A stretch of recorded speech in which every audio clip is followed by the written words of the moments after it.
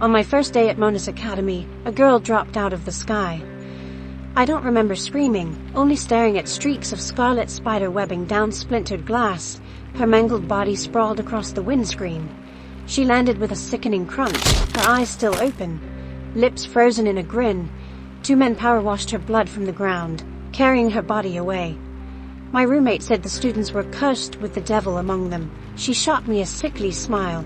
It starts as soon as you set foot in here. She told me weakly, her eyes half-lidded, barely drinking me in. Like a virus. Thea flopped onto her bed on her stomach, groaning into a mountain of stuffed animals. It makes us crave him. Him. Nicholas Cross, the smartest boy in school, who held the top spot. Thea was right.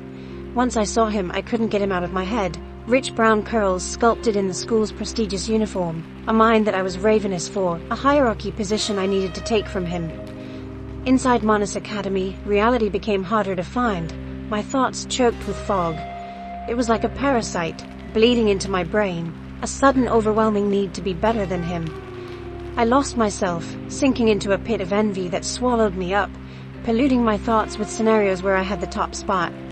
Losing time and finding it and losing it again, I killed him 3 times. I drowned Nicholas in the indoor swimming pool, but he came to class the next morning with a smile, his hair still damp and stinking of chlorine. I suffocated him with Thea's pillow, only for him to return it half an hour later, apologizing for the bloodstains. In a fit of rage, I stabbed him in the chest. He died in my arms laughing, only to hand me my knife back in English class, wearing a triumphant grin. Is this yours? Nicholas Cross was not dying.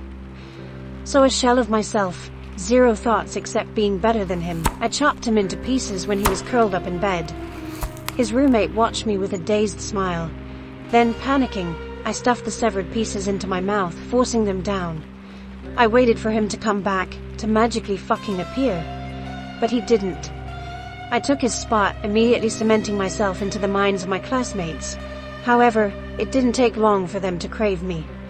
I woke to the sound of a saw, my hand strapped down. But I could already feel him, clawing his way back up my throat, expanding in my mouth, phantom fingers protruding through my gnawing lips. He laughed, and I laughed with him. And so did the girl who held the top spot before Nicholas, an endless echo of top students. I let our classmates slice into me, ripping our top spot from us. Because we were always going to come back.